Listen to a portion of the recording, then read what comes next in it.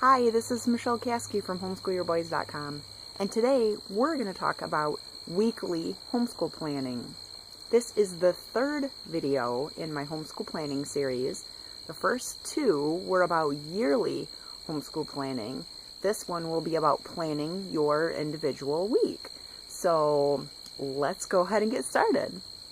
Alright, so when you first start doing your weekly planning, the first thing you do is take the schedule that you've decided that you want to follow for your kids and you put it into programs such as Microsoft Word. That's the one I use. So what I do is I kind of make a template for my week, and I will start out by putting in the date, or the day of the week, Monday. You can actually do this Tuesday, Wednesday, Thursday, Friday.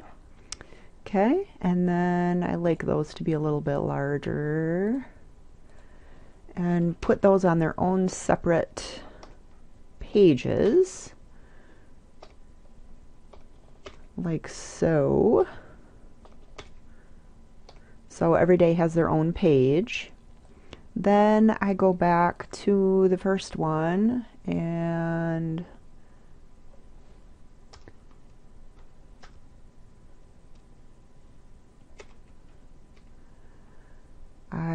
let's see here. I have American literature and math, history, podcasting, devotions. I'll put that at the top because it's very important, and he likes to do that first. And guitar. So this is what the first son is doing.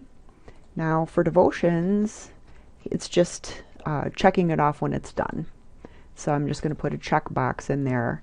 American literature, there's actually specific things I'm going to ask him to do for that subject. So I will put a line in here and I will go back and fill that in later.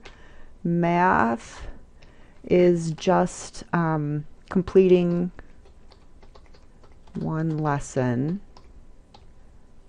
per day. So put that in there. History, I'm going to give him specific things to do. Podcasting, I'll give him specific things to do at least at first. And guitar, I will give him, he will complete one lesson. Okay, and then I go back and I basically do this same type of thing for each day of the week, for whatever subjects it is that I want this child to do. And I will go back through, I've already done all my yearly planning, so I know basically, what I want each son to do for each week. So I would just go ahead and type that information in here. I've already completed, let's see here. I've already completed some planning so you can get a better idea of how this looks in real life. I've got Monday devotions, American Lit. This son, I'm going to have him listen to chapters 1 and 2 of 1984 by George Orwell. When he finishes, he can check that off. Math, do one lesson or more. Ancient history, read chapter 4 in his textbook. Podcasting, we're just getting started with this. So I'm going to have him determine what equipment that we need to order in order for him to get started with his own podcast. Guitar, do one lesson in musician and then practice. And then I like to put some of the chores down on here too. So basically I will print this off. He can check things off as he completes them, and then he would be done with his schoolwork for the day once he gets everything done that I've asked him to do for that day. So that's Monday. Then Tuesday, I don't quite have this fully done yet, but it's basically the same idea. If Tuesday I've decided I want him to do devotions, American Lit, math, writing, Portuguese, and chores. So then I would write in exactly what I want him to do that day for that subject and print that off, and then he can go ahead and use it as a checklist. So the one little caveat here is the very most that I will print off at a time is 1 week, because things change and sometimes they will get really interested in a book and they'll read more than what I've actually assigned for them to read, in which case then I can go through and update these chapter numbers so that they're correct with what I'm having them actually do that day, or I can start assigning more than just 2 chapters. Or sometimes there'll be a super long chapter, or something won't quite get done the way that I'd wanted it to get done. Sometimes we follow a rabbit trail and we don't get some of the things done for that week that I had been expecting to get done. So if I were to go through and print out all 36 weeks of lessons and what I want them to get done, and then on week 3 we hit a snag and everything is off a little bit, all of my lessons will be wrong for those 36 weeks.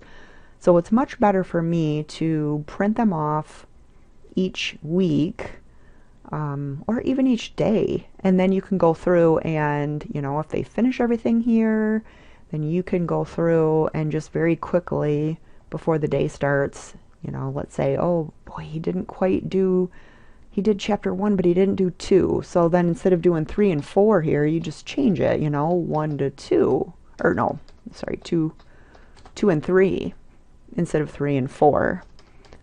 So yeah, so anyway, that's kind of a simple way to do your weekly lesson planning.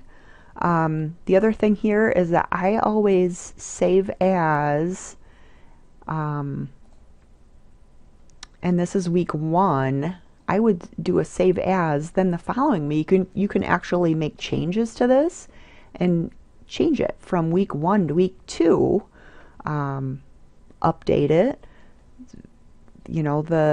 The very first week would take the most time to set up kind of a template of what you're planning to have them do each week. But then it's really easy. You just open that up and you just make the changes that you need to make. Okay, he finished this book. I can just change this book and the author, have him read something else.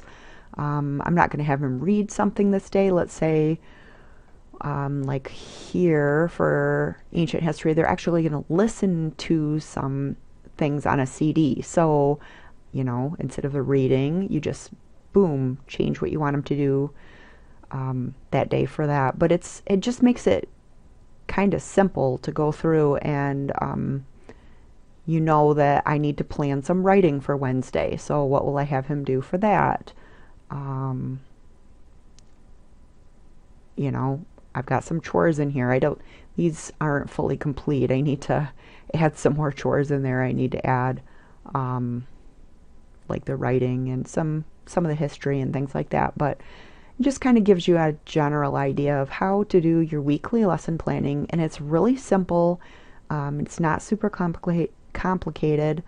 I know a lot of people will do this with notebooks, spiral notebooks, and you can do it that way. The thing that I feel like the computer version has over doing it with a spiral notebook is that you don't have to rewrite all this every single week. It's in here. And then I just make my changes, and reprint it. So for me, it's less writing. It's quicker. But if you prefer doing things handwritten versus doing it on the computer, you can always do the same concept using spiral notebooks instead. So anyway, that's basically how you do the weekly planning. So as you can see, weekly homeschool planning does not have to be difficult. The more simple you can keep things, the better, in my opinion. The faster you can do things, the more simple it is, the more likely you're going to be to actually do it. So one little tip that I do want to add in there is that I always make sure to have some time where my boys can just explore things that they're interested in. I call this exploration time, and I actually put it on my checklist. Now, the interesting thing is that the last few years that I was doing this, my boys kind of fought against it. They didn't want that exploration time. They just wanted to be able to be done with school, done with learning, even though we know that that's not possible to be done with learning. But they wanted to be able to get on the computer and do their computer games and that type of a thing. But I really wanted them to have some focused time when they could try to explore something that they were passionate about. So, like I said, the last few years that we were doing that, they sort of struggled against it. They didn't want to do it. But suddenly, this year, they have lots of interests, and they are spending way more time exploring things they're passionate about than I ever dreamed they would. So if you're trying to get your boys to get interested in some things that aren't computer games, I just want to give you that little hope that they might grow out of that phase where they don't really want to do that exploration time. And so keep on trying is my point, I guess. And some of you who aren't as big of planners as I am, who are laughing that I would actually put exploration time down on my boys' checklists versus just letting them do that. I can see where you're coming from as well. It's not something you necessarily have to put on their checklist. But I'm the type of person who, if I don't have it on there, it can just not happen. So for me, it was a helpful tool for me to make sure that my boys were getting that time versus just going off and kind of frittering their time away. Another point about that, though, is sometimes when our boys or our kids are frittering their time away, they're actually learning. So be careful that you don't schedule so many things in your child's day that they don't have time to fritter away, because they're quite often learning a lot during that time. If you have any other questions about homeschool planning, planning your week, planning your year, I would love to hear what they are. Please leave your question in the comments below, and I will do my best to answer that. And in the meantime, this is Michelle Caskey from Homeschool-Your-Boys.com. And I hope you have a wonderful day.